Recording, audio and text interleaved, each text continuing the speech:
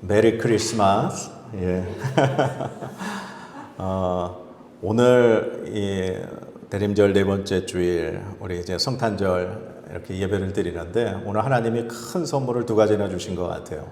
아침에 일어나서 눈을 떠봤더니 거제도에 눈이 내린 이 크리스마스를 맞이하는 건 처음인 것 같아요. 화이트 크리스마스.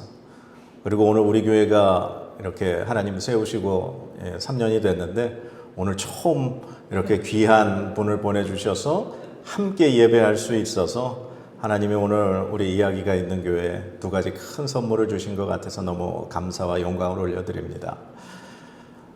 초대교회부터 지금까지 이단을 구분하는 방법이, 가장 대표적인 방법이 이것이 있었어요. 그게 뭐냐? 예수님을 어떻게 고백하는가? 예수님은 참 하나님이시며 참 사람이십니다. 그런데 그 두 가지 중에 하나만 고백하면 그것을 이단을 구분하는 기준으로 삼았어요.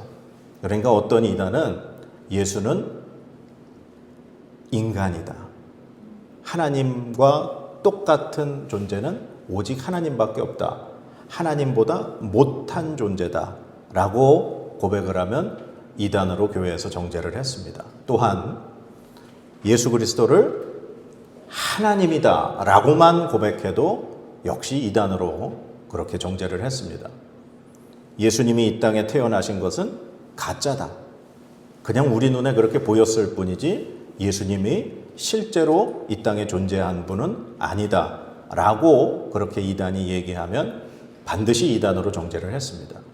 그래서 이단에 구분하는 방법 중에 예수 그리스도를 참 하나님이시며 참 인간이신 분으로 고백할 때 교회는 온전한 신앙 고백으로 그렇게 믿고 고백했습니다.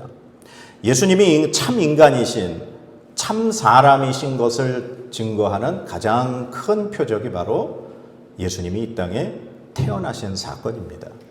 그것이 바로 우리가 온 인류가 함께 성탄절, 예수 그리스도의 탄생을 기뻐하는 예배로 드리는 바로 오늘이지요. 그래서 예수님이 이 땅에 인간의 몸을 입고 태어나셨는데, 예수님이 이 땅에 태어나신 것은 보통 사람이 이 땅에 태어나는 것과는 다른 방법으로 태어나셨습니다. 그것이 바로 오늘 성경 본문에 나오듯이 바로 예수 그리스도께서 마리아의 몸을 빌려 처녀의 몸을 통해 예수 그리스도께서 이 땅에 태어나셨다는 사실입니다.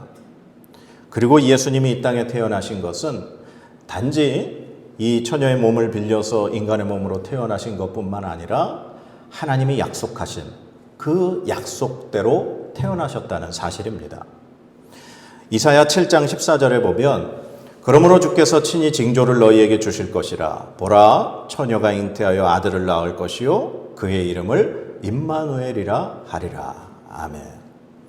바로 이사야 선지자의 그 말씀, 그 하나님의 말씀대로 예수님은 처녀의 몸을 통해 임마누엘, 이 땅에 태어나셨습니다. 이 예수님이 이 땅에 그 마리아의 몸을 통해서 태어나신 것, 보통의 인간의 탄생과는 전혀 다릅니다. 오늘 성경에도 마리아뿐만 아니라 마리아의 친족이라고 이렇게 불려진 엘리사벳이라고 하는 여인도 등장을 합니다. 이 엘리사벳이라고 하는 여인도 나이가 많고 임신할 수 없는 여성이었습니다. 그러나 하나님의 은혜를 입어서 그 엘리사벳도 임신한 지 6개월이 되었다고 천사가 마리아에게 알려줬죠. 바로 이 엘리사벳을 통해 태어난 아이는 바로 세례 요한이죠. 이 엘리사벳이 이 세례 요한을 임신한 것은 바로 남편인 사가랴를 통해 임신을 했습니다. 하지만 오늘 마리아가 임신한 예수 그리스도는 남자의 몸을 통해서 그렇게 정상적인 방법이 아닌 하나님의 방법으로, 하나님의 약속의 말씀으로, 하나님의 은혜로 이 마리아는 예수님을 임신하게 되었다는 사실입니다. 자, 우리 오늘 본문 말씀 35절 우리 같이 한번 읽어보겠습니다. 시작. 천사가 대답하여 이르되 성령이 내게 임하시고 지극히 높으신 이의 능력이 너를 덮으시리니 이러므로 나실 바 거룩한 이는 하나님의 아들이라 일컬어지리라. 아멘. 성령이 너에게 임하시고 하나님의 은혜가 너를 덮을 것이다. 그래서 네가 남자를 알지 못하지만 임신하게 될 것이다. 바로 하나님의 천사를 통해 마리아가 이 말을 듣게 되는 거죠. 그러면 예수님이 하나님의 약속에 의해 인간의 몸으로 이 땅에 태어나시게 되는데, 이 예수님의 탄생의 의미를 오늘 과연 여러분과 어떻게 나눌까? 하나님이 처음에 이 세상을 만드시고 에덴 동산을 만드셨죠. 그리고 그 에덴 동산에 아담과 하와를 두셨습니다. 그곳에 아담과 하와를 두신 이유는 그 에덴 동산을 다스리고 지키며 그곳에서 하나님과 함께 교제하며 살게 하도록 하나님이 그곳에 두셨죠. 그러나 결국 그들은 하나님의 약속, 말씀, 그 선악과를 따먹지 말라고 하는 그 하나님의 약속을 어김으로 에덴 동산에서 쫓겨나게 됩니다. 하나님의 에덴 동산을 만드셨던 것은 아담과 하와와 함께 하시기 위함이었습니다. 그리고 그 이후에 하나님께서 이스라엘 백성을 애굽에서 탈출을 시키시고 광야에서 이제 이스라엘 백성들에게 하나님이 율법을 주시게 됩니다. 바로 그 시내산에서 모세를 통해 하나님이 주시는 그 율법을 주신 이유는 하나님이 이스라엘 백성과 함께 사시고자, 그들과 함께 하시고자 율법을 주신 겁니다. 하나님이 이스라엘 백성들에게 율법을 주심으로 이스라엘 백성들이 그 율법을 지키며 살아갈 때 하나님이 그들과 함께 하시고 그들은 하나님의 소유, 하나님의 백성이 될 수 있었던 것입니다. 그러나 역시 광야에서도 그렇고 가나안 땅에 들어가 처음 정착해서 사사시대를 보내는 동안에도 이스라엘 백성들은 여전히 하나님의 말씀대로 살지 못했습니다. 그래서 이제 다윗 왕을 통해 이스라엘의 왕국이 세워지고 왕이 세워지게 됩니다. 그 이스라엘의 왕국 시대를 지내는 동안 수많은 왕들이, 그리고 수많은 백성들이 하나님의 말씀을 듣지 않고 하나님을 떠나고 이방신을 섬기게 되었습니다. 그래서 그때마다 하나님이 선지자, 예언자를 세우셔서 그들에게 하나님의 말씀을 전하게 하셨습니다. 바로 선지자들을 통해 하나님이 말씀하신 그 말씀은 무엇이냐? 너희가 회개하고 돌아와라. 하나님의 말씀대로 살아라.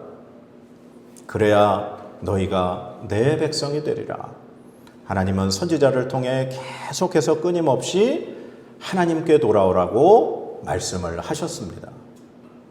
그러나 결국 그들은 하나님을 버리고 악한 길로 가게 되었고 결국 하나님의 심판에 의해 이스라엘 모든 백성은 바벨론으로 포로로 끌려가게 됩니다.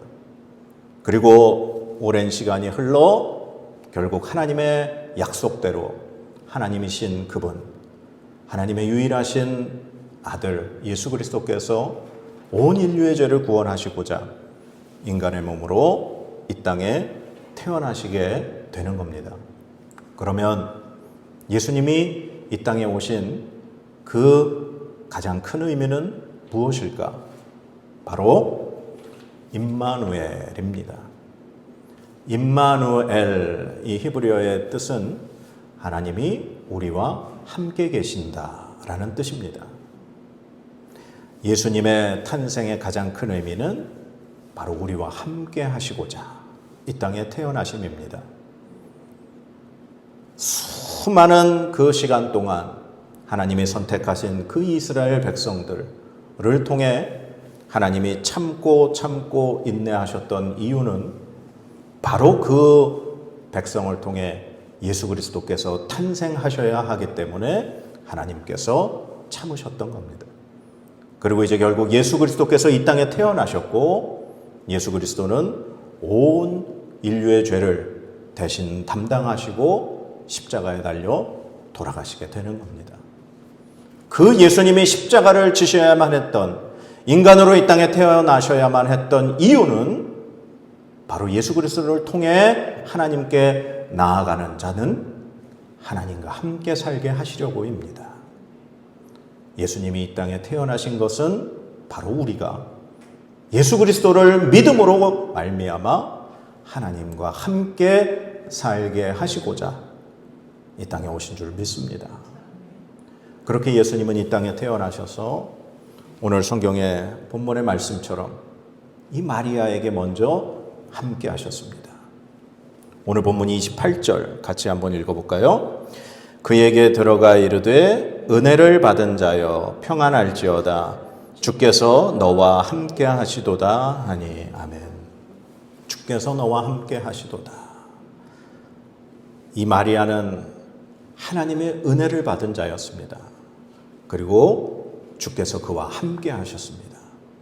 그렇게 해서 마리아를 통해 예수님이 탄생하셨고 예수님은 그 예수님의 가족들과 함께 30여 년을 함께 하셨습니다.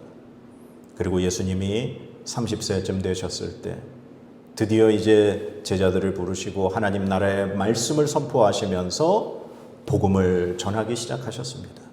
그렇게 예수님은 수많은 사람들에게 복음을 증거하시고 병든 자를 치유하시고 귀신을 쫓아내시며 하나님 나라의 말씀을 가르치셨습니다. 그렇게 예수님은 수많은 사람들과 함께 하셨습니다. 그리고 때가 되어 예수님은 십자가에 달려 돌아가시고 그리고 3일 만에 부활하시죠. 그리고 하늘로 승천하시면서 이 제자들을 그리고 예수 그리스도를 믿는 자들을 그냥 버려두지 않으셨습니다. 예수님께서는 예수님이 하늘나라로 가시는 대신 예수 그리스도를 믿는 자들에게 함께 하실 분을 보내주셨습니다. 그분이 바로 보혜사 성령님이십니다. 요한복음 14장 16절 17절 말씀입니다. 내가 아버지께 구하겠으니 그가 또 다른 보혜사를 너희에게 주사 영원토록 너희와 함께 있게 하리니 그는 진리의 영이라 세상은 능히 그를 받지 못하나니 이는 그를 보지도 못하고 알지도 못함이라. 그러나 너희는 그를 아나니 그는 너희와 함께 거하시며 또 너희 속에 계시겠음이라. 아멘. 예수 그리스도께서는 성령 하나님을 우리에게 보내주셔서 우리와 함께 하시겠다 약속하셨습니다. 성부, 성자, 성령 삼위일체 하나님, 동일하신 하나님, 한 분이신 하나님. 예수 그리스도께서 이 땅에 태어나셔서 함께 계셨을 때는 육신으로 함께 하셨지만 예수 그리스도께서 부활 승천하신 이후에는 그리스도를 믿는 자들에게 하나님의 영이신 성령 하나님이 우리와 함께 하시는 줄 믿습니다. 그래서 예수 그리스도께서 이 땅에 태어나신 그 의미, 하나님이 우리와 함께 하시려고, 우리가 예수 그리스도를 통해 하나님과 함께 살게 하시려고 이 땅에 태어나신 그 의미를 오늘 우리가 가슴에 새겨야 할 줄 믿습니다.